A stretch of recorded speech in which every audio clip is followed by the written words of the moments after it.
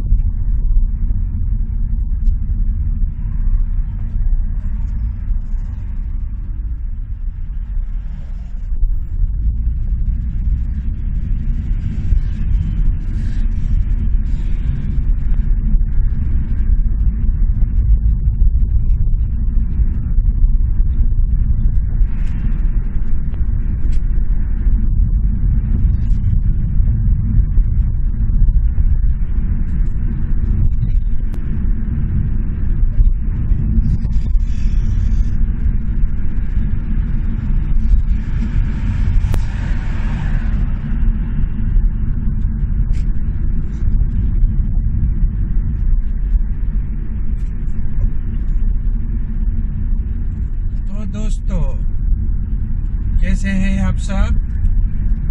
उम्मीद करता हूं आप सब ठीक होंगे। आप देख रहे हैं बर्तानिया का शहर मांसफील्ड। मांसफील्ड शेफील्ड और नॉटिंघम के दरमियान ही कहीं तकरीबन लगता है।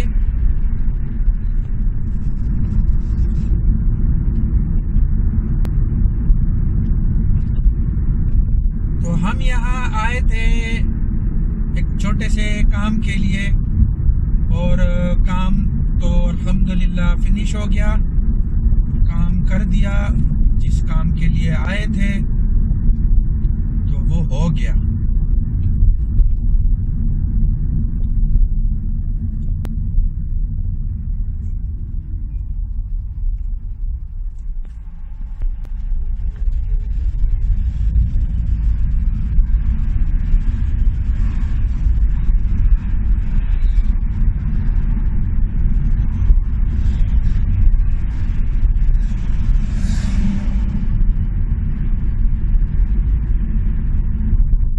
यहाँ से अभी हमारी वापसी है मांसफील्ड से ब्रेडफोर्ड की तरफ।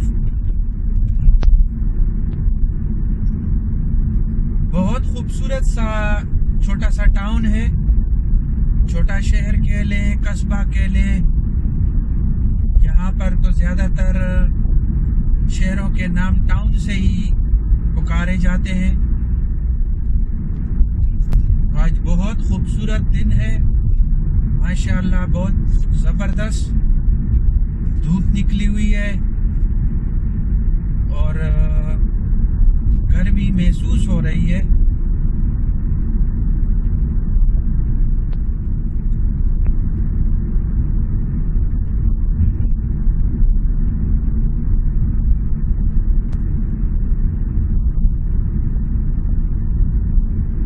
रात को सर्दी भी पड़ती है। इसी हफ्ते 2 दिन पहले रात का टेम्परेचर -1 था, -1 सेंटीग्रेड। तो आप देख रहे हैं कि सब्जा निकल रहा है, दरख्तों के पत्ते निकल रहे हैं।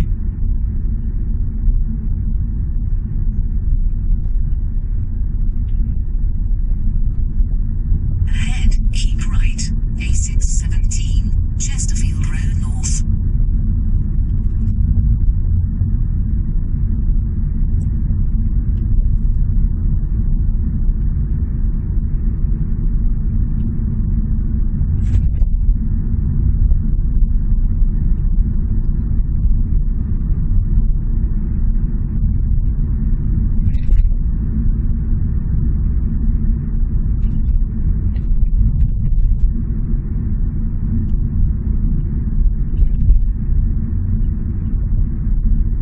After 400 yards, keep right.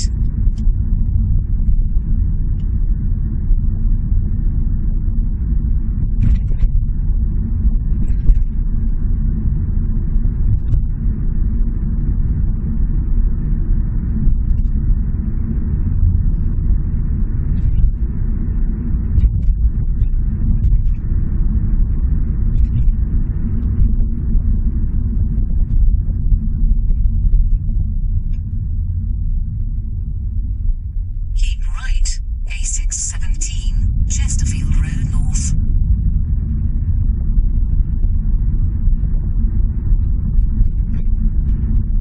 यहाँ से 50 स्पीड हो चुका है। ये After 400 yards, डर्बी शायर में हमको second exit. वेलकम किया जा रहा है। तो ये हम दाखिल हो चुके हैं डर्बी शायर। तो इस राउंड अबाउट से हमने लेना है Cross the roundabout, second exit, A617, Chesterfield Road. समझ गए? इस लेडी की जबान आपको समझ आ रही होगी।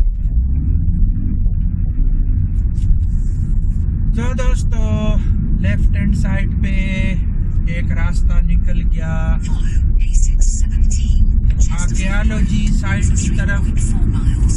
जिस तरह पाकिस्तान में मोइंजोदड़ो है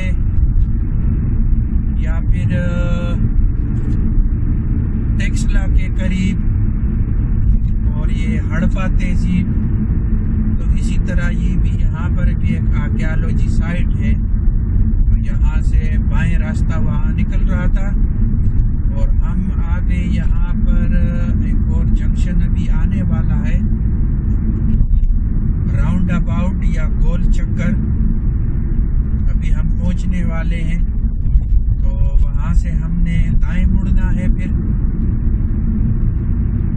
और यहाँ आप देख रहे हैं कि ये कंट्री साइड है, यानी कि ये गांव से बाहर का रोड है और शहर से बाहर का रोड है। ये कोई आबादी नहीं है, बस खेत है। तो इस एरिए में गाड़ियों की स्पीड 50 मील फी घंटा की रफ्तार से है। ये आप बाएं साइड पे निशान देख रहे हैं, 50 लिखा हुआ था। तो मैं अभी एग्जैक्टली पूरा 50 मील फी घंटा की रफ्तार से जा रहा हूँ। तो ये डबल रोड है, एक तरफ से ट्रैफिक आता है, एक तरफ जाता है। तो असल में इसको सिंगल रोड ही कह लें, क्योंकि सिर्फ आने जाने का इसमें है, 2 लेन है इसमें। तो 50 मील फी घंटा तक कर सकते हैं। आबादी नहीं है। अब यहाँ देखे आबादी आ गई है, तो यहाँ पर स्पीड लिखा हुआ था कि 30 मील फी घंटा की रफ्तार से जाना है। तो अभी मैं 30 मील फी घंटा की रफ्तार से जा रहा हूँ, बल्कि अब तो शायद और भी आहिस्ते होना पड़ेगा, शायद आगे ट्रैफिक ज़्यादा है। तो ये एक घर दाएं हाथ पे लगा हुआ था फरोख्त के लिए। तो गाड़ी की रफ्तार अभी भी 30 मील फी घंटा है, 29 और 28 मील फी घंटा। और अभी शायद मुझे बहुत ही स्लो होना पड़े, रुकना पड़े। ये हम जी रुक गए यहाँ पर। तो अभी हम देखेंगे आगे जाके। तो ये सिंगल शायद रोड है, आगे कोई ट्रैफिक लाइट की वजह से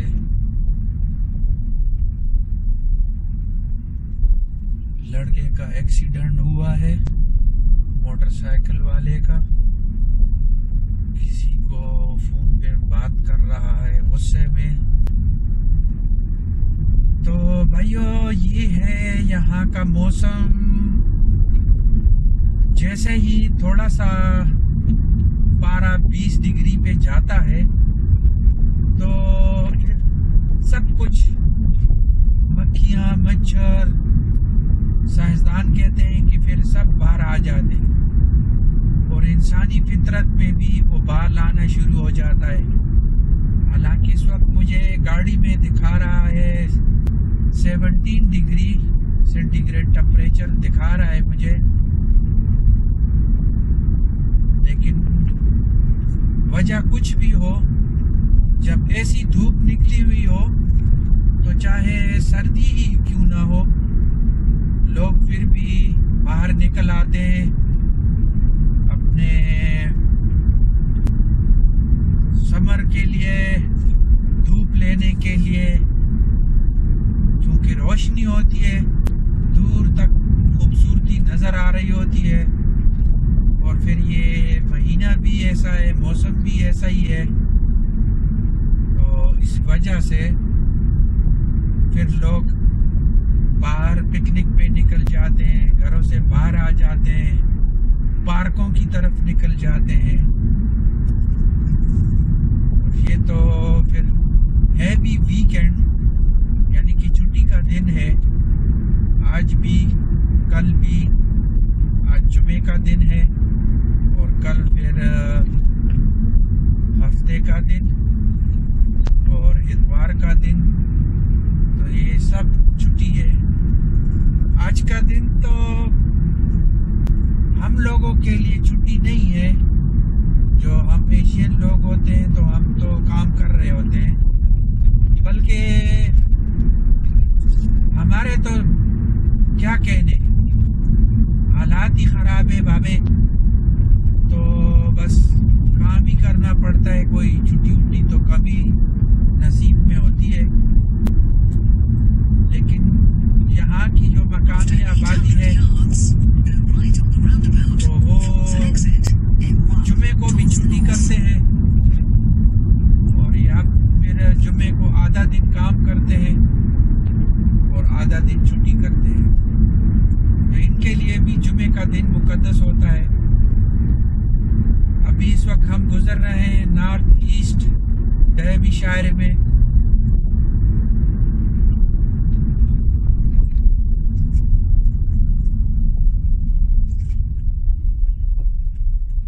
यहाँ से मैं रास्ता लेना भूल गया।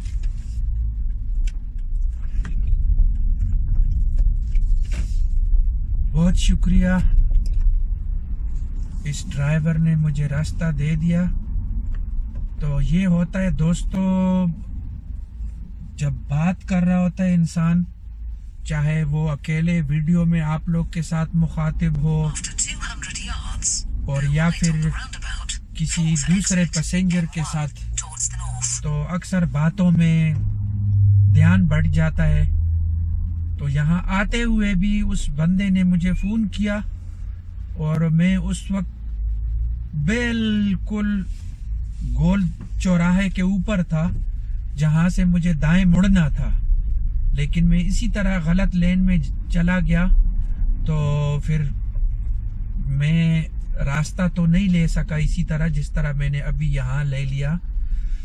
मैंने इशारा दिया, गाड़ी की दाएं लाइट जलाई और पिछली गाड़ियों को पता चल गया कि मैं भूल गया हूँ और मुझे इस लाइन में जाना है, क्योंकि मुझे इस गोल चौराहे से दाएं मुड़ना है। तो फिर मुझे दाएं लेन में भी हो जाना चाहिए।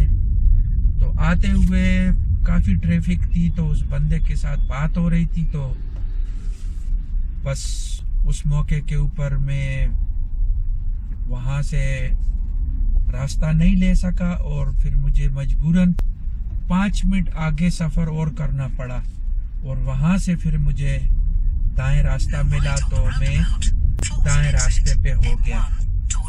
तो इस तजर्बे से ये साबित होता है कि ध्यान बढ़ जाता है जब आप ड्राइव कर रहे होते हो। तो चाहे आप हैंड्स फ्री हो के फ़ोन पे बात कर रहे हो, आपने फ़ोन पकड़ा नहीं होता है, कानूनन जुर्म है हाथ में फ़ोन पकड़ के और गाड़ी चलाना। तो मेरा फ़ोन ब्लूटूथ के साथ कनेक्टेड है और मुझे कोई दिक्कत नहीं है, तो मैंने फ़ोन होल्ड नहीं किया हुआ है। लेकिन फिर भी जो असल बात मैं जो आपकी तवज्जो चाहता हूँ वो ये है कि मैं जब बात कर रहा होता हूँ तो ध्यान बढ़ जाता है रोड से। ये तजर्बे से साबित हो रहा है मेरे लिए, कम से कम मेरे साथ कई दफ़ा ऐसा हुआ और एक दफ़ा तो ख़तरनाक हादसे से मैं बच गया। और वो यूं था कि जाना मुझे रोड पे सीधा ही था, लेकिन मैं चूंकि इसी तरह फ़ोन पे हैंड्स फ्री पे बात कर रहा था तो ध्यान में नहीं रहा, तो मैंने बाएं रोड पे एग्जिट ले लिया। और फिर आगे जाके मुझे ख्याल आया कि मैं तो ऊपर गोल चौराहे पे पहुंच चुका हूं और मुझे तो जल्दी यहाँ से फिर सीधा ही जाना चाहिए, क्योंकि मैं रास्ता गलत कर चुका हूँ। तो गोल चौराहे के ऊपर आपके पास ऑप्शन होता है कि आप पूरा गोल चौराहा भी घूम के अपनी मर्जी से रास्ते के ऊपर एग्जिट कर सकते हैं। लेकिन बस उस वक्त बातों की वजह से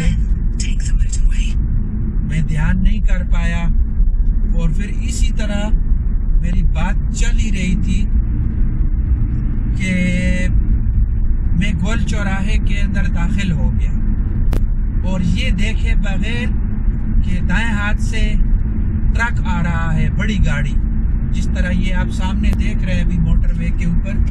ये हम मोटरवे ज्वाइन कर रहे हैं अभी, ये भी हम मोटरवे के ऊपर हो गए।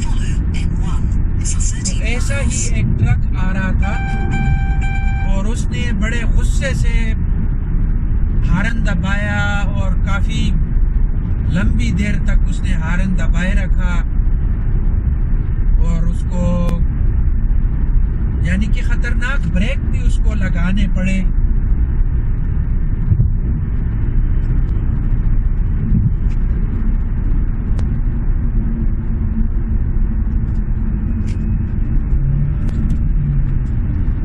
ये आप देख रहे हैं कि मोटरवे में ये क्या हो जाता है। ये आपने एक मंजर देख लिया कि ये बड़ी गाड़ियों वाले कैसी मस्तियां करते हैं। फिर ये नहीं देखते कि पीछे से गाड़ी आ रही है और उसकी रफ्तार तेज है। तो दोस्तों ये बस यहाँ का मोटरवे है, काफ़ी तेज़ रफ्तार भी है। इसी तरह मैनचेस्टर के एरिया में ये जो बाएं हाथ पे गाड़ी जा रही है, बड़ी लॉरी, तो इसका आगे से पूरा बम्पर गिर गया रोड के ऊपर और उस वक्त बहुत तेज़ आंधी भी चल रही थी। तो आंधी ने उसको उड़ा के और मेरी तरफ, ये जो दाएं हाथ में तेज़ लाइन है, मैं तो इस वक्त दरमियान में हूँ, लेकिन तेज़ लाइन जो ये दाएं हाथ पे जा रही है तो मैं इसमें जा रहा था, क्योंकि ये 2-3 लाइनें बिजी थी, बहुत मसरूफ़ थी, गाड़ियाँ, ट्रैफिक बहुत थी। तो मैं उसमें तेज़ रफ्तारी से और अचानक वो जो मडगार्ड होता है, बम्पर, गाड़ी के फ्रंट से बम्पर पूरा गिरा और हवा ने उड़ा के मेरी साइड पे ले आया। ये तमाशा देखे, ये देखे, ये देखे, ये देखे, देख लिया ना आपने। तो ये इस वजह से मैं कभी कभार जब लंबे सफ़र पे जाता हूँ तो अपना फ़ोन रिकॉर्डिंग पे लगा देता हूँ, ताकि खुदा न खास्ता कोई ऐसा हादसा हो, कोई ऐसा वाक़या हो तो ये जो बैड ड्राइवर कहलाते हैं, बुरे ड्राइवर, तो वो कैमरे में पकड़े जा सके। तो दोस्तों, मैं बात कर रहा था कि मैनचेस्टर में इसी तरह वो गाड़ी का बम्पर, बड़ी गाड़ी का, हवा ने उड़ाया और मेरी साइड पे आया वो। और वहाँ तो फिर आपके पास चांस नहीं होता है ब्रेक मारने का। अगर मारो भी तो भी आप 50-60 गज दूर ही जाके रुकते हैं।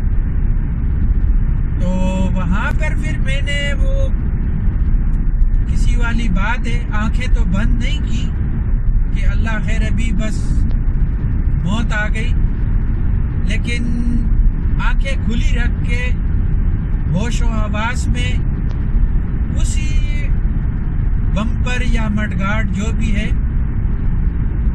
ये जो आप सामने गाड़ी देख रहे हैं, इसकी जो चौड़ाई है इससे वो ज़्यादा चौड़ा होता है, क्योंकि वो बड़ी गाड़ी का होता है और दाएं और बाएं भी थोड़ा सा वो मुड़ा होता है। तकरीबन आप उसको 2 गज से ज़्यादा लंबा कह सकते हैं और कोई 2 फुट 2.5 फुट तक चौड़ा वो प्लास्टिक का जो गाड़ी का बम्पर, मडगार्ड वगैरह हवा ने उड़ाया। तो मैं फिर उसके ऊपर बिल्कुल चढ़ आया सीधा और मैंने उसके ऊपर से पूरी गाड़ी गुजार दी। लेकिन बस किसी की दुआएं होती हैं, सफ़र की दुआ पढ़ लिया करें, लोगों के साथ अच्छा रहा करें, हर किस्म किसी का दिल न दुखाएं, तो अल्लाह आपकी हिफाजत फरमाता है, सदका आपकी हिफाजत फरमाता है। तो अल्लाह ने बस इसी तरह बचाया, मुझे भी, गाड़ी को भी कुछ नुकसान नहीं हुआ।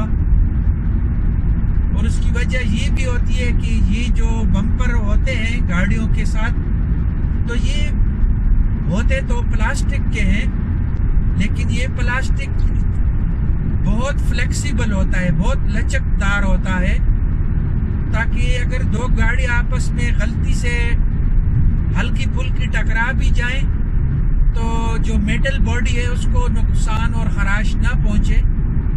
और अगर सिर्फ बम्पर है तो उस बम्पर में इतनी लचक होती है कि अव्वल तो वो ऐसे टूटता भी नहीं है और हल्की फुल्की बर्दाश्त कर लेता है। तो इसी तरह मैं भी उस बम्पर के ऊपर से गुजर गया, चूंकि वो फ्लेक्सिबल था तो मेरी गाड़ी को नुकसान नहीं पहुंचा। तो ये इन लोगों की साइंस होती है कि वो इस तरह इन चीज़ों को ख्याल रखते हैं। इसको कहते हैं हेल्थ एंड सेफ्टी। तो ये लोग हेल्थ एंड सेफ्टी का ख्याल रखते हैं कि जो चीज़ें पॉसिबल हो सकती हैं, जिनका इम्कान होता है हादसे की सूरत में, तो वो ये लोग काफ़ी उसके ऊपर सोच विचार करते हैं और तब कहीं जाके वो डिज़ाइन करते हैं चीज़ों को, चाहे लोहा हो चाहे प्लास्टिक हो। जहाँ पर ज़रूरत होती है सख्त चीज़ की तो सख्त लोहा, प्लास्टिक या रबर जो भी है, तो उसके मुताबिक चीज़ को यूज़ करते हैं, इस्तेमाल करते हैं। और अगर ज़रूरत हो नरम चीज़ की तो फिर नरम या सख्त उसके मुताबिक ही वो यूज़ करते हैं। अब मैं आपको मिसाल देता हूँ, इंजन गाड़ी में लगा होता है तो इंजन फ्रेम के ऊपर पड़ा होता है नट एंड बोल्ट के साथ कसा हुआ होता है।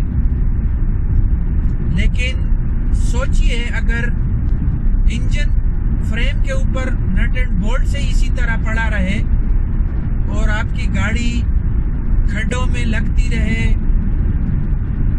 तो वो लोहा लोहे के ऊपर टकराता है और वो लोहा टेढ़ा भी हो सकता है,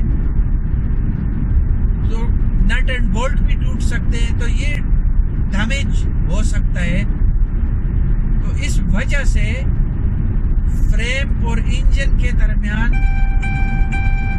इन्होंने रबर के बड़े बड़े से टुकड़े दिए होते हैं और उनके अंदर से नट एंड बोल्ट को गुजार के और इंजन को बांधा होता है फ्रेम के साथ, ताकि उसमें थोड़ी बहुत लचक रहे, ताकि लोहा लोहे के ऊपर रगड़ न खा सके। तो ये इनकी सोच होती है, हर एक चीज़ को सोच विचार के साथ डिज़ाइन करते हैं। और या फिर अगर कोई हादसा हो जाता है तो ये फिर बहुत बारीक बीनी के साथ उसको देखते हैं, मुशाहिदा करते हैं उसका कि क्या वजह बनी हादसे की, चाहे वो हवाई जहाज़ हो, चाहे कार हादसात हो, चाहे साइकिल हो, मोटरसाइकिल हो। तो इन लोगों ने एक ये चीज़ पहले रखी हुई है जिसको ये कहते हैं हेल्थ एंड सेफ्टी, वो सबसे पहले है। यानी कि अपनी सेहत और अपनी हिफाजत, चाहे आप सफ़र कर रहे हो, चाहे आप कोई काम कर रहे हो, किसी भी चीज़ में लगे हो, मशगूल हो, तो हेल्थ एंड सेफ्टी सबसे पहले।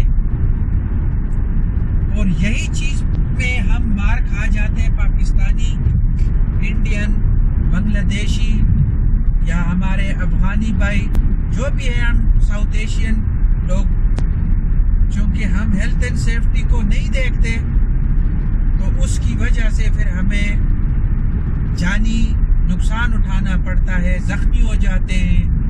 इन चीज़ों को देखते नहीं है, ख्याल नहीं करते, बारीकी से ख़ास कर नहीं देखते इन चीज़ों को। तो दोस्तों, अभी हम शेफील्ड के करीब पहुंचने वाले हैं।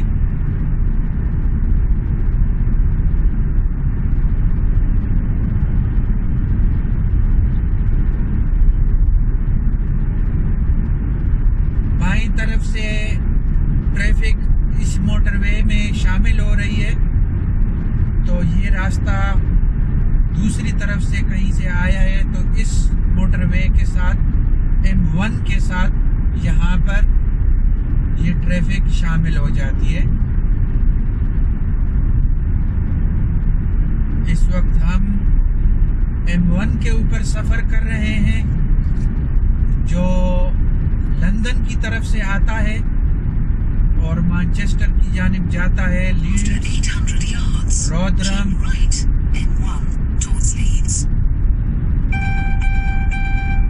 डॉनकास्टर, बांसली, तो ये सब टाउन आते हैं सामने, जिस साइड पे अभी हम जा रहे हैं। ये आप कोविड के लिए साइन देख रहे हैं, मिनिमाइज ट्रेवल साइन आपने देखा, जो कि लोगों को आगाह कर रहा है कि सफ़र कम से कम करें कोरोना की वबा की वजह से। और यहाँ पर अभी अभी तकरीबन कुछ दिन हुए हैं कि लॉकडाउन की पाबंदियों में नरमी की गई है, और इसके साथ साथ सफरी पाबंदियाँ, यानी कि सफरी पाबंदियों का इजाफा किया गया है। जैसे जैसे कि आप सबको मालूम भी है कि पाकिस्तान से आने वाले इस वक्त जो भी ट्रैवलर हैं, जो भी इंग्लैंड आ रहे हैं, तो उनको 15 या 17 दिन के लिए होटल में क्वारंटाइन होना पड़ेगा और उसका खर्चा भी वो अपनी जेब से देंगे, जो कि गालिबन कोई 1700 या 1750 पाउंड के लगभग रकम है, बल्कि 1750 पाउंड की रकम। जी, ये 1750 पाउंड की रकम उनको अपनी जेब से अदा करने पड़ेंगे, जो कि मेरे ख्याल में उनके लिए पाकिस्तानी, इंडियन या बंगाली भाई जो भी है हमारे आने वाले, तो जो यहाँ से गए हैं, उनके आने जाने का तकरीबन डबल से भी शायद ज़्यादा हो या कम से कम डबल तक हो, क्योंकि मैं जब पाकिस्तान जाता हूँ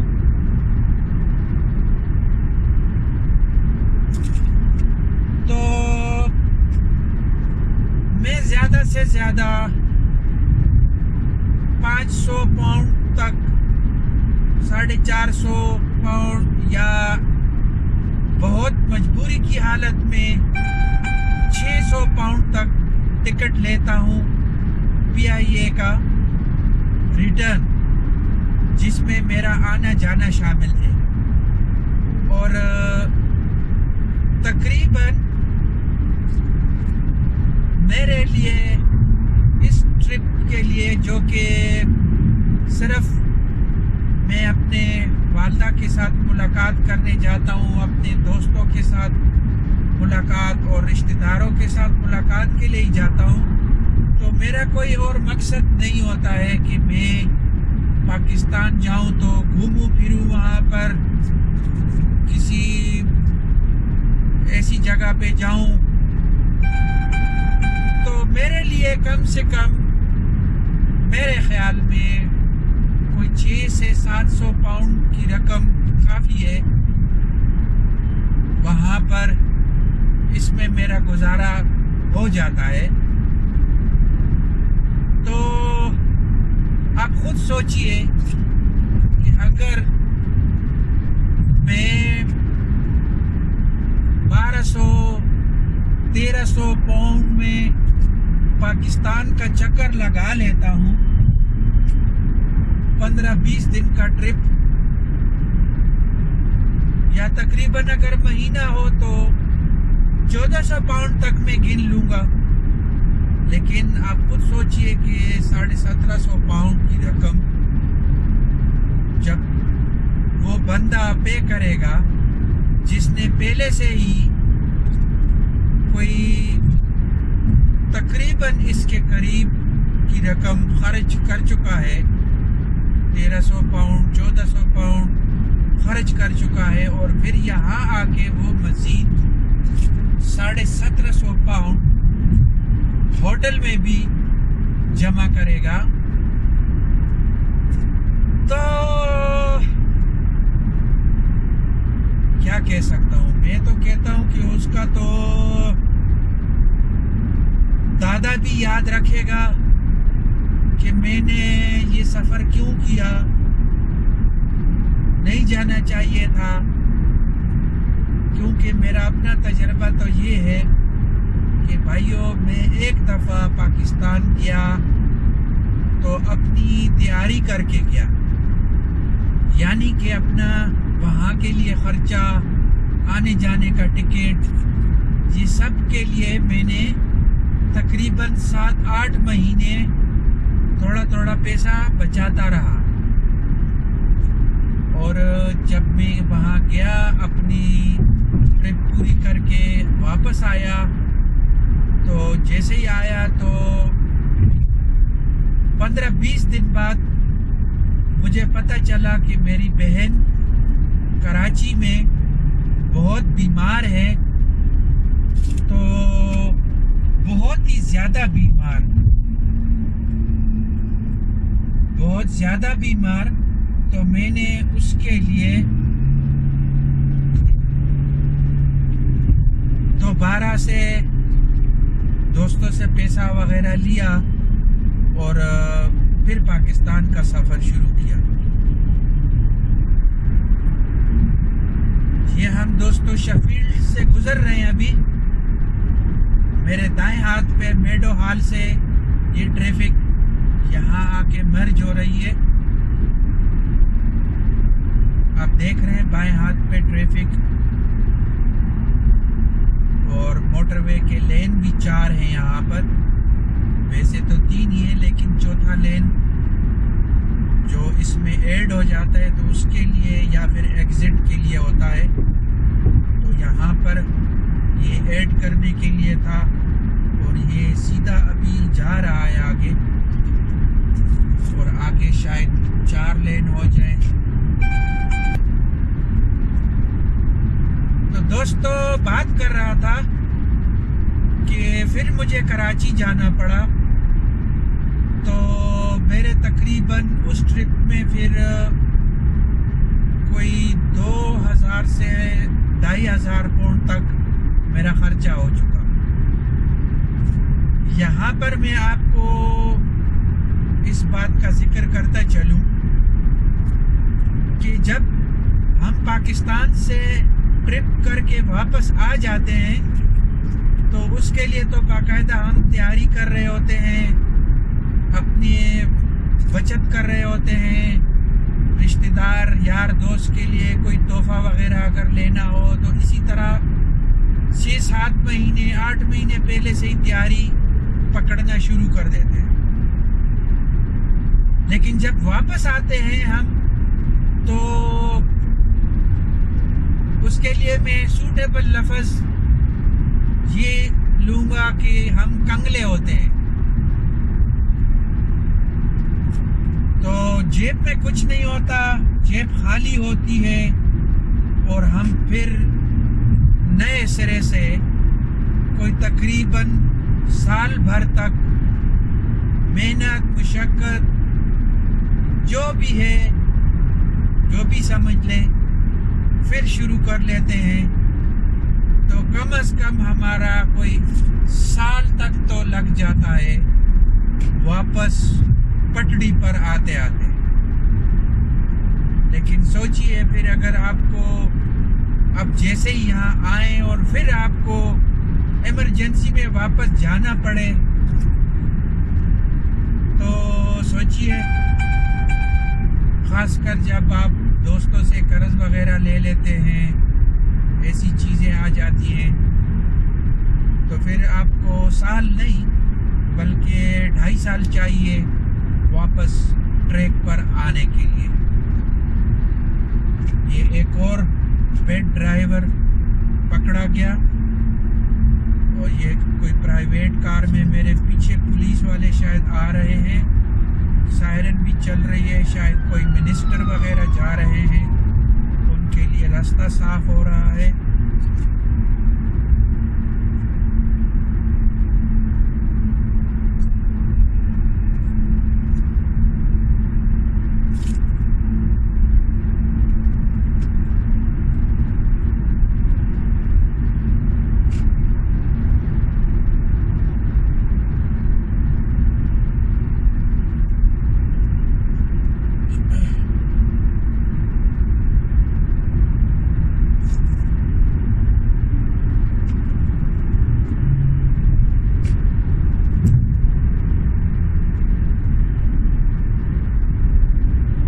दोस्तों हम शेफील्ड से गुजर चुके हैं इस वक्त, और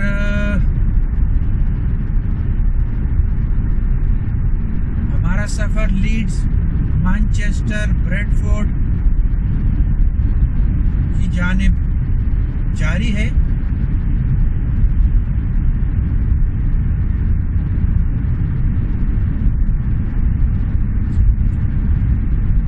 इस वक्त रफ्तार को मुझे थोड़ा ज़्यादा करना पड़ रहा है। इस वक्त में तकरीबन 80 और 81 माइल घंटा की रफ्तार से जा रहा हूँ। मैंने माइल कह दिया, माइल वैसे इंग्लिश में कहते हैं, उर्दू में हम इसे मील कहते हैं। तो रफ्तार बढ़ाना इसलिए पड़ जाता है कि जब ज़्यादा ट्रैफिक हो जाती है और रश हो जाता है तो आपको वहाँ से निकलना पड़ता है, साइड लेनी पड़ती है। जिस तरह की ये अभी सफ़ेद गाड़ी रोड के दरमियान में जा रही है और रफ्तार भी कम है, तो कम रफ्तार वालों को चाहिए कि वो बिल्कुल इंतहाई बाई लाइन पे चले जाएं।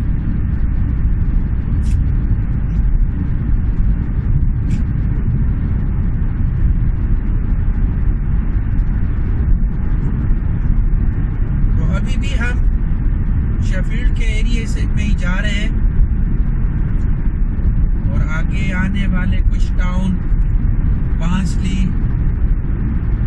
और डॉनकास्टर के लिए रास्ता तो अलग है।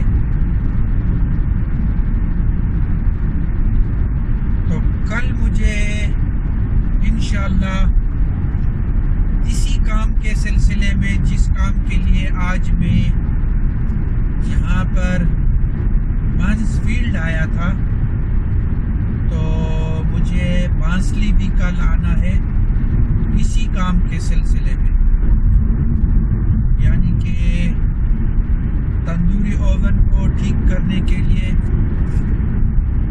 तो यहाँ पर हमारे भाई जिन्होंने अपना नाम हुसैन बताया था मेरे ख्याल से, तो हुसैन भाई बोल रहे थे कि तंदूरी का बर्नर तो ठीक है, आग तो ठीक है, फ्लेम ठीक है, लेकिन तंदूरी ओवन जल्दी ठंडा हो जाता है क्योंकि वो ज़्यादा देर तक गर्म नहीं रहता। और वो बता रहे थे कि इसके अंदर क्रैक्स भी थे और क्रैक्स हमने सब फिल कर दिए, लेकिन तंदूर ज़्यादा देर गर्म नहीं रहता और जल्दी ठंडा हो जाता है।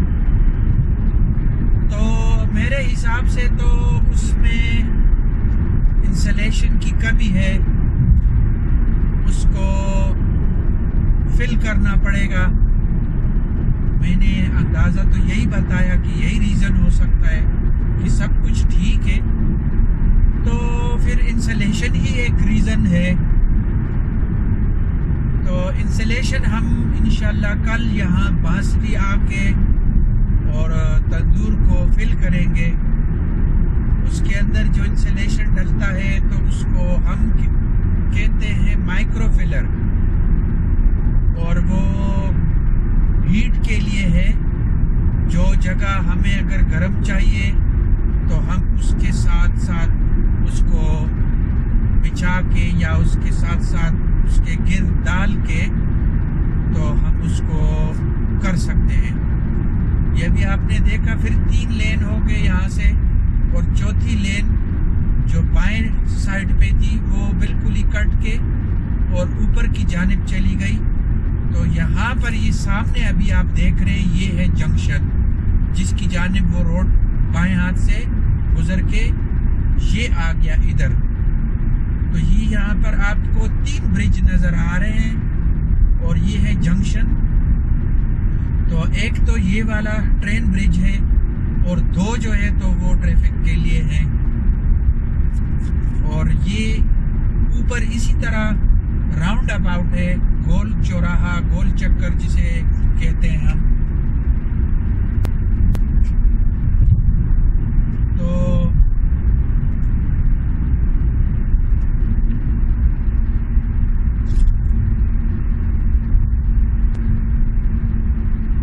ये देखें आप ड्राइवरों की हालत, जो यहाँ से बाएं हाथ से अभी ट्रैफिक मर्ज हो गई तो इनको फिर बड़ी जल्दी होती है आगे जाने की, लेकिन आगे मामे भी जगह जगह खड़े होते हैं। ये देखो स्पीड मार ही रहा था वो बंदा, लेकिन यहाँ ट्रैफिक ऑफिसर देख के फिर स्लो हो गया और आगे जाके वो फिर उसने दबा दी लैंड क्रूजर। तो सब आदमी यहाँ पर बस हर वक्त जल्दी जल्दी जल्दी में होते हैं। दोस्तों, आपने ऊपर से भी नीचे यहाँ उतरते हुए एक टावर अगर नजर आया आपको, मैं कोशिश करूँगा अगर वो रिकॉर्ड हो गया तो मैं आपको स्क्रीन पे अभी दिखाऊंगा। तो फिर ये टावर आपको मैं दोबारा से इसका भी वीलॉग आपको दिखाऊंगा कि ये कहाँ पर है। तो ये डम्बीडेल में है, ये वेस्ट यॉर्कशायर का एरिया है और इस वक्त मैं सफ़र भी वेस्ट यॉर्कशायर में ही कर रहा हूँ। हम्बरसाइड वेस्ट यॉर्कशायर का ये एरिया है, शेफील्ड और ये सारा एरिया। तो किसी दिन मैं आपको ये टावर भी दिखाऊंगा और टावर की स्टोरी भी बताऊंगा आपको कि इस टावर की क्या स्टोरी है। और इतना आपको बता दूं अभी से ही कि ये टावर लंबाई में, ऊंचाई में फ्रांस के पेरिस के जो एफिल टावर है उससे बड़ा है।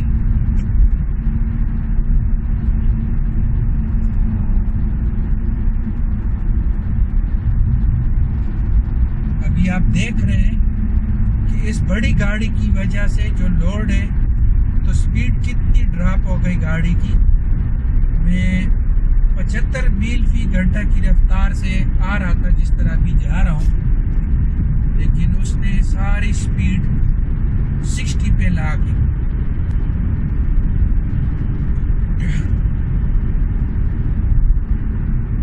एक और साइन ये है विजिटर के लिए। जितने भी ब्राउन कलर के साइन आपको मोटरवे के ऊपर या रोड के ऊपर साइन बोर्ड की शक्ल में नजर आएंगे तो वो इशारा सयाहों की तरफ होता है, ताकि जो सयाह सफ़र कर रहे हैं वो इसको देख के, ये वाला, ये आप देखें बाएं हाथ पे Yorkshire Sculpture Park National Coal Mining Museum, ये बाएं हाथ पे यहाँ से अभी रास्ता जाएगा और ये वुडर्सफील्ड के लिए रास्ता यहाँ से जाता है और गालिबन सयाहों के लिए ही जो साइन बोर्ड लगे हुए थे जो म्यूजियम की तरफ इशारा कर रहे थे, तो इधर से ही शायद रास्ता जाता है। और यहाँ इस चौराहे में नीचे बहुत खूबसूरत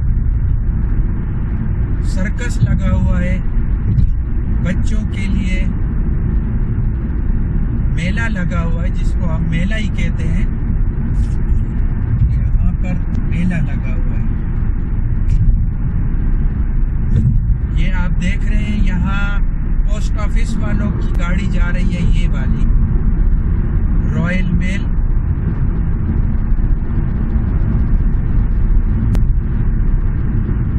यहाँ पर पोस्ट ऑफिस अभी भी बहुत प्रॉफिट में जा रहा है। हालांकि इस दौर में आप सोच रहे होंगे कि इंटरनेट का दौर है और सेकंडों में बात दुनिया के एक कोने से दूसरे कोने तक पहुंच जाती है, लेकिन फिर भी यहाँ रॉयल मेल बहुत मुनाफा कमा रहा है। इनकी अपनी गाड़ियाँ हैं, बड़ी गाड़ियाँ, ट्रेलर और लारीज, छोटी गाड़ियाँ, ट्रक और फिर उससे आके वो छोटी गाड़ियाँ, पिकअप जिनको हम कहते हैं, डाटसन वगैरह।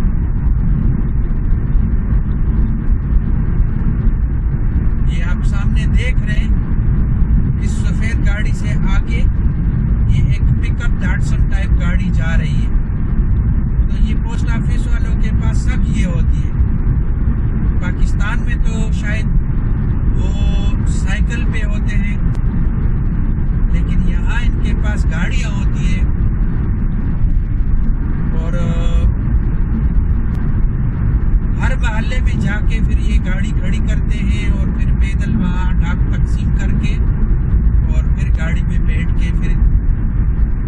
बढ़ते हैं आगे, तो यहाँ पर अभी भी जो कागज़ के ख़त होते हैं, रिसाले, मैगज़ीन, किताबें, तो ये सब अभी भी पोस्ट ऑफिस के थ्रू ये आती जाती है, खतूत वगैरह।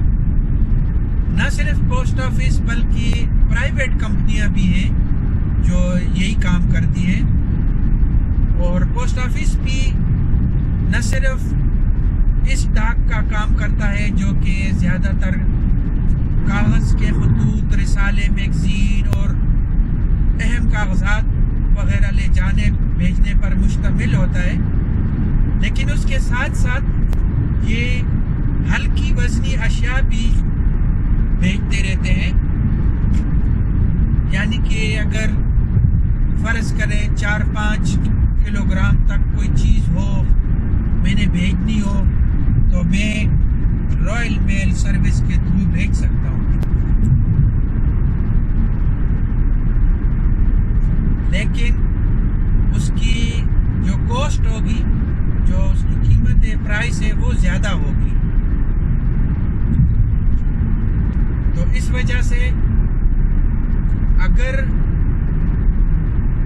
हल्की वज़नी चीज़ें हैं, जिस तरह के भारी खतूत हो गए, और या फिर कोई ज्वेलरी वगैरह और कोई इस तरह हल्की फुल्की अशिया, तो उसके लिए रॉयल मेल बहुत ज़बरदस्त है, क्योंकि इनका रिकॉर्ड है कि ये चीज़ आपको टाइम पर पहुंचा के देते हैं।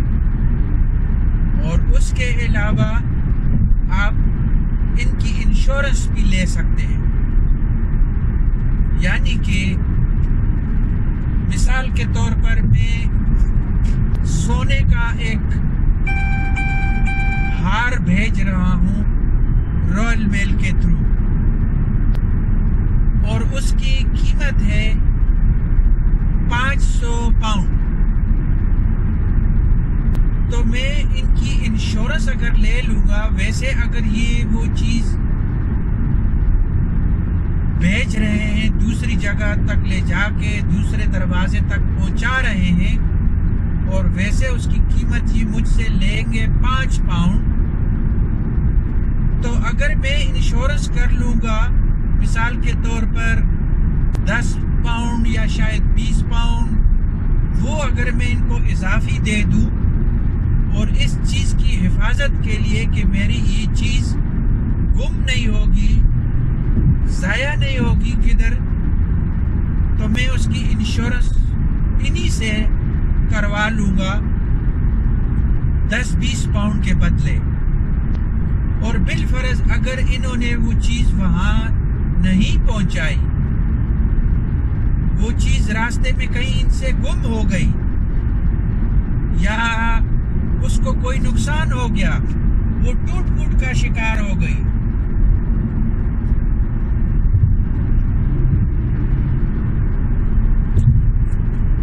तो फिर ये मुझे उस हार की मालियत या उस ज्वेलरी या जो चीज़ मैं भेज रहा था उसकी जो कीमत थी, तो ये उसकी कीमत मुझे पे करेंगे। अगर वो इनकी पॉलिसी के मुताबिक जो इनकी जो रकम मुख्तस की गई है, यानी कि ज़्यादा से ज़्यादा रकम ये जो मुझे दे सकते हैं, तो अगर वो उस लिमिट के अंदर हैं तो फिर वो रकम मुझे वो देंगे। अगर वो चाहे पूरी मालियत है या अगर मालियत ज़्यादा है, तो ये अपनी जो इनकी जो लिमिट है, जो ज़्यादा से ज़्यादा रकम मुझे ये दे सकते हैं, वो ये रकम मुझे देंगे। तो ये होता है इंश्योरेंस का कमाल। और ये चीज़ें बड़ी कॉम्प्लिकेटेड होती हैं, यानी कि एक किस्म की समझ में ना आने वाली चीज़ें होती हैं। और वो यूं कि अगर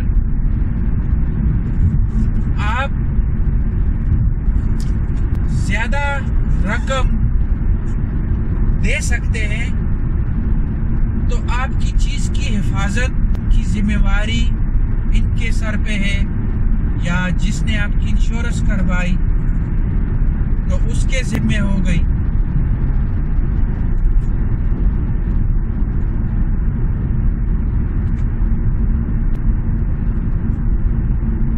तो ये एक किस्म की प्रोटेक्शन हो जाती है ऐसी चीज़ों के लिए। और यहाँ पर ज़्यादातर लोग ये करते हैं अपनी चीज़ों की हिफाजत के लिए, चाहे आप एक मोबाइल फ़ोन ख़रीदें, चाहे आपने कोई लैपटॉप ख़रीद लिया, या कोई इस तरह कोई और चीज़ आपने ख़रीद ली, या चाहे आपके घर में कोई चीज़ पड़ी है आप इस्तेमाल कर रहे हैं उसको, टीवी वगैरह हो गया, पूरे घर की भी आप इंश्योरेंस कर सकते हैं।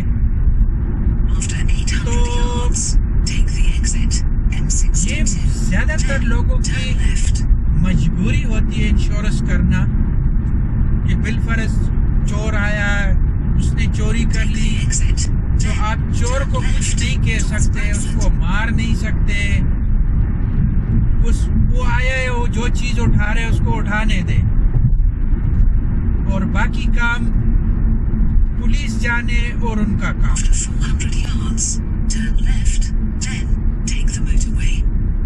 तो इंश्योरेंस फिर इसलिए मजबूरी होती है लोगों की कि आप चोर को भी कुछ नहीं कह सकते और अपनी चीज़ों की हिफाजत भी करनी है, तो फिर आप मजबूर होते हैं कि आप इंश्योरेंस करें इन चीज़ों की।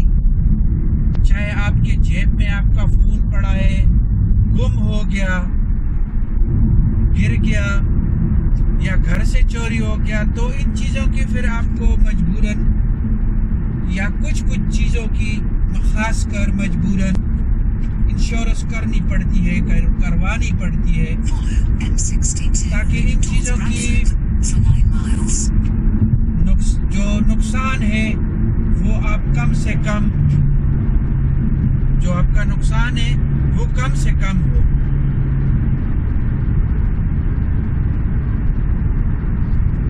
तो इस वजह से ये फिर आपको, जब आप काम कर रहे हैं, मुलाजमत कर रहे हैं, तो आपने फिर कुछ पैसा आपने इंश्योरेंस वालों के लिए भी कमाना होता है, क्योंकि आखिर ये भी बैठे हुए हैं, इन्होंने भी कुछ कमाना है।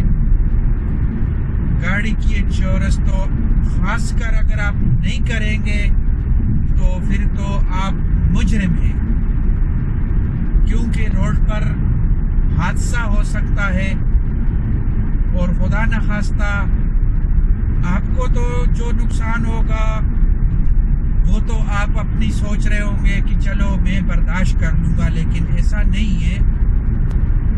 दूसरे को अगर नुकसान आपकी वजह से हो गया तो फिर उसकी पूरी गाड़ी आप मुरम्मत नहीं करा सकते, या जो खर्चा उसको पड़ेगा वो फिर आप नहीं दे सकते। आपके पास इतना पैसा 1500, 1600, 1700 पाउंड या शायद ज़्यादा हो, अगर गाड़ी बिल्कुल ही बेकार हो गई, राइट ऑफ हो गई, तो फिर आपने उनको पूरा नुकसान देना है, तो आप नहीं कर सकेंगे। इसलिए फिर इंश्योरेंस ज़रूरी हो जाता है, चीज़ों का इंश्योरेंस करवाना। तो फिर ये उनकी जिम्मेवारी है इंश्योरेंस कंपनी की कि वो मेरी गाड़ी भी ठीक करके दें, अगर मेरी पॉलिसी मैंने इस तरह से ख़रीदी है तो, और दूसरे आदमी की गाड़ी भी ये मुरम्मत करेंगे अगर वो मुरम्मत के काबिल है, या फिर उसके लिए नई गाड़ी का बंदोबस्त करेंगे, उसको नई गाड़ी देंगे या उसके मसावी रकम देंगे। तो ये फिर इंश्योरेंस वालों का काम है। तो मैंने आपको जैसे बताया कि ये चीज़ें बहुत कॉम्प्लिकेटेड होती हैं, तो इस वजह से यहाँ जो रहने वाले होते वो सुकून में नहीं रहते, उनको सुकून नहीं होता। हर एक चीज़ के आपको पे करने हैं, ये पेमेंट, वो पेमेंट, ये इंश्योरेंस, वो इंश्योरेंस, और क्या क्या टैक्स और क्या क्या बिल आपको देने पड़ते हैं। तो कभी कभार सोचता हूँ पाकिस्तान मुंतकिल हो जाऊं, क्योंकि कम से कम मेरे हिसाब से खर्चा तो इतना नहीं है, अखराजात कम से कम यहाँ जैसे तो नहीं है कि फिर आपको इतनी मुश्किल और टेंशन में लाइफ गुजारनी पड़े।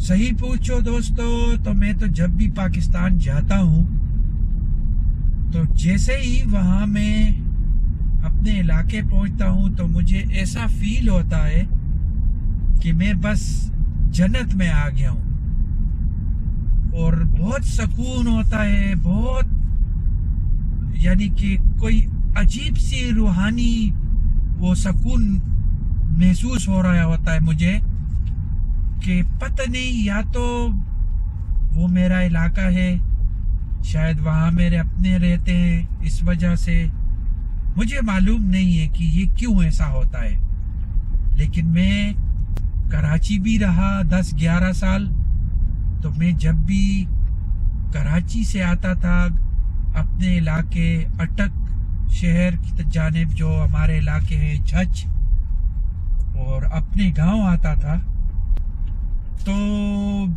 अजीब सी खुशी और सुकून, इत्मीनान होता था दिल में, बहुत बेहतर महसूस करता था मैं। और कराची में तो जो मेरे भाई कराची के रहने वाले, उनको पता है कि वहाँ तो रात के सिर्फ कुछ घंटे ऐसे आते हैं कि जहाँ आपको रोड ट्रैफिक का शोर और हॉर्न वगैरह कम सुनाई देगा या नहीं सुनाई देगा। लेकिन कराची में बस बाकी जितनी भी जिंदगी है, कोई 16-17 घंटे, तो आप बस बेहंगम ट्रैफिक, उसका शोर, हॉर्न और ये चीज़ें और फजूल, तो बहुत यानी कि दिमागी तौर पे तकलीफ दे रहा होता है इंसान को। हालांकि उस वक्त मैं महसूस नहीं करता था इन चीज़ों को मैं महसूस इसलिए नहीं करता था कि मैं आदी हो चुका था।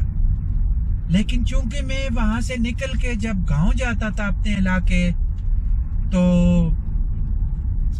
रहना सहना तो कराची में होता था, वहीं पे यानी कि टाइम गुजर रहा था। तो गांव जैसे ही यानी कि पहुंचता था तो वो जगह बिल्कुल अजीब महसूस होती थी, सब कुछ खाली खाली और सिर्फ परिंदों की आवाज़ें और कुछ भी नहीं, ना कोई हॉर्न, ना कोई ट्रैफिक की आवाज़।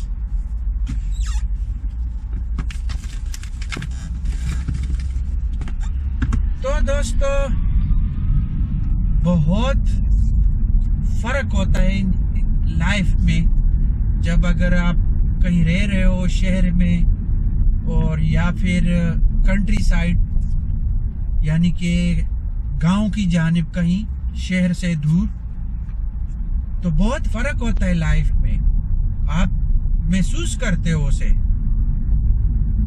और कुछ लोग तो इसके लिए यानी कि बहुत बड़ी कीमत चुकाते हैं, यानी कि उसके लिए कुछ भी कर सकते हैं, पैसा खर्च करने से लेके और कुछ, यानी कि जो भी उनका नुकसान होता है वो सब चीज़ों के लिए आमादा हो जाते हैं।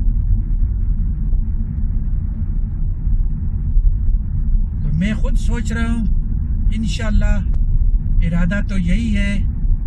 और नया पाकिस्तान बने हुए भी तो अब तक 3 साल हो चुके हैं, और हमें भी इसमें अपना किरदार निभाना चाहिए। तो इंशाल्लाह सोच रहा हूँ कि पाकिस्तान मूव हो जाऊँ। कम से कम ट्राई तो कर सकते हैं, एटलीस्ट ट्राई तो कर सकते हैं हम। तो ट्राई करके देखते हैं कि कैसा है। अपना इंशाल्लाह वर्कशॉप खोलेंगे, वहाँ पर काम शुरू करेंगे, और लेट्स ट्राई कि क्या होता है। मज़ा नहीं आया तो कहीं और निकल जाएंगे, दुबई निकल जाएंगे, कहीं और निकल जाएंगे। अल्लाह ने दुनिया बहुत बड़ी बनाई है, तो ज़रूरी नहीं है कि आप एक ही जगह बस फंस के रह जाओ, बैठे रहो। मैं यहाँ अंग्रेज़ों को देखता हूँ। मैंने शायद पिछली किसी एक वीडियो में जिक्र किया था कि एक मर्दमशुमारी तो अभी हो रही है, इस वक्त जारी है, बल्कि अभी उसका टाइम ख़त्म हो गया। लेकिन उससे 4 साल या 5 साल पहले जो हुई थी मर्दमशुमारी, तो उसमें पता चला था कि लंदन में पहली दफ़ा गैर मुल्कियों की अक्सरियत हो चुकी है, यानी कि गैर मुल्की गालिब आ चुके हैं मकामी आबादी के ऊपर। तो उसके कई वजूहात में एक वजह ये भी थी कि जो वहाँ की सफ़ेद फाम आबादी थी लंदन शहर की, तो वो वहाँ से मूव हो गए, निकल गए उस एरिया से, उस शहर से वो निकल गए। तो ज़्यादातर तो वो गर्म मुल्कों में चले गए। मुझे मालूम है कि ये लोग भी गर्मी को पसंद करते हैं, क्योंकि यूरोप में ज़्यादातर ठंड ही रहती है। तो मैं खुद दुबई में रहा हूँ 1.5 साल, तो मैंने दुबई में भी इनको देखा। ये वहाँ पर रह रहे हैं। वहाँ के मकामी लोगों से मुझे पता चला कि ये तो सालों से यहाँ पर रह रहे हैं। तो तब मुझे अंदाज़ा हुआ, मैंने सोचा कि ये अपने मुल्क में क्यों नहीं रह रहे। तो वहाँ के मकामी शख्स ने मुझे बताया कि इन लोगों को ये जगह पसंद है, तो ये लोग यहाँ पर रहते हैं, और कभी कभार छुट्टियाँ गुजारने अपने मुल्क चले जाते हैं, जिस तरह हम यहाँ से जाते हैं पाकिस्तान। तो कुछ लोग तो खुसूसी तौर पे घूमने के लिए जाते हैं, शुमाली इलाका जात, सवात, गिलगित, चतराल वगैरह। पिछले दिनों मेरा दोस्त रोड ट्रिप पे मुल्तान से निकल के और गवादर तक गया, और फिर वहाँ से वो लोग अटक आए। खुद ही ड्राइव कर रहे थे, और गाड़ी इन्होंने मुल्तान में एक दोस्त से ली थी जो पहले से ही इनके साथ यहाँ से गया था। और अभी मेरा वो दोस्त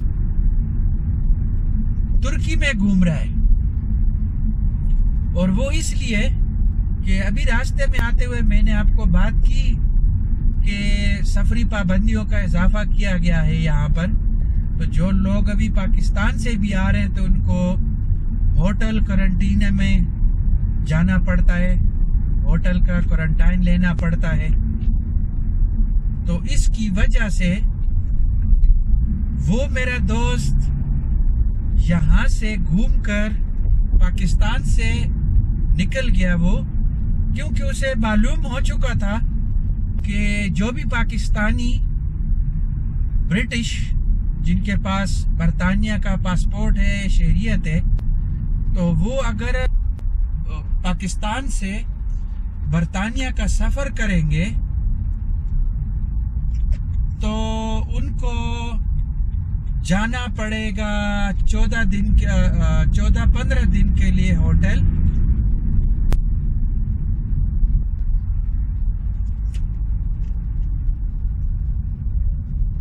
तो उसने ये किया कि उसको जैसे ही पता चला कि पाकिस्तान से वापसी में अगर जाऊंगा डायरेक्टली तो मुझे वहाँ तो होटल के 1750 पाउंड भी देने पड़ेंगे,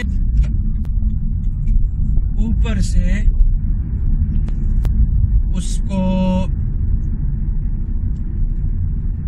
एक किस्म की जेल ही समझो। जब आपने क्वारंटाइन होना है तो समझो आपने कैद होना है, तो उसको 15-16 दिनों की कैद से बचना था और इसी तरह पैसों से भी बचना था। तो उसने क्या किया कि वो जैसे ये अनाउंसमेंट हुआ कि गालिबन 9 अप्रैल 2021 यानी कि इसी महीने जो पिछले तारीख गुजर गई 9 तारीख को, जो भी पाकिस्तान से आएगा तो उसको क्वारंटाइन होना पड़ेगा। तो उसके पास चंद दिन थे, क्योंकि तारीख उन्होंने दे दी थी और उसमें टाइम अभी पूरा 1 हफ्ता या कुछ इतना टाइम था। तो उसको जैसे ही मालूम पड़ा तो उसने फौरन ही टिकट ले लिया तुर्की का। पाकिस्तान से वो तुर्की निकल गया, वहां अपने बच्चों को ले गया तुर्की, और वहां पर अभी वो टूर कर रहा है, अपनी इंजॉयमेंट कर रहा है। तो उस दिन मेरी उससे बात हुई तो उसने बोला कि इस वजह से मैं तुर्की आ गया, क्योंकि उसने मुझे कुछ चंद वीडियोस भेजी। तो मैंने उससे पूछा कि ये तो तुर्की है, तो फिर इसने ये स्टोरी सुनाई मुझे। तो हम पाकिस्तानी, फिर इंडियन, बांग्लादेशी भाई या हमारे अफगानी भाई, हम इन चीज़ों में थोड़े उस्ताद हैं, थोड़े महारत रखते हैं इन चीज़ों में। तो इसी तरह से उसने ये चक्कर किया। एक और चीज़ की तरफ आपकी तवज्जो दिलाऊंगा, ट्रैफिक कब से जाम है और हम बहुत आराम से जा रहे हैं, और आपको ये साइन पहले से नज़र आ रहे थे जिसके ऊपर 40 लिखा हुआ था। तो ज़्यादातर ट्रैफिक ये जो आप बाएं तरफ से देख रहे हैं, तो ये लीड्स और न्यूकासल स्कॉटलैंड वाले साइड से ये ट्रैफिक आ गई, यहाँ पर अभी मर्ज हो रही है इस ट्रैफिक में। तो इसकी वजह से फिर ज़्यादा रश हो जाता है यहाँ पर।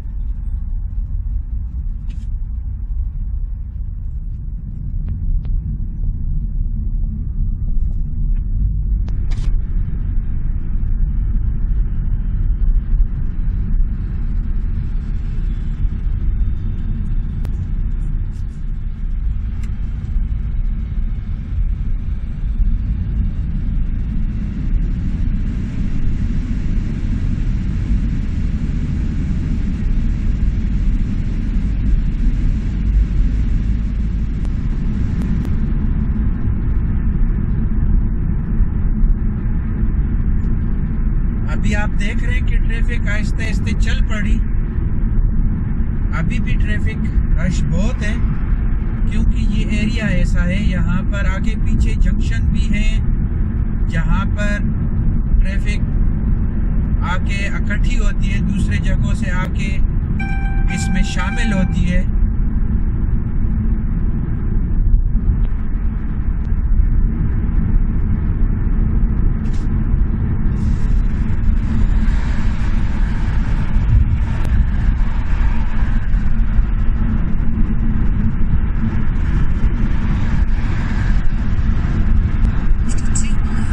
Take the exit 26 M6S6 towards Bradford.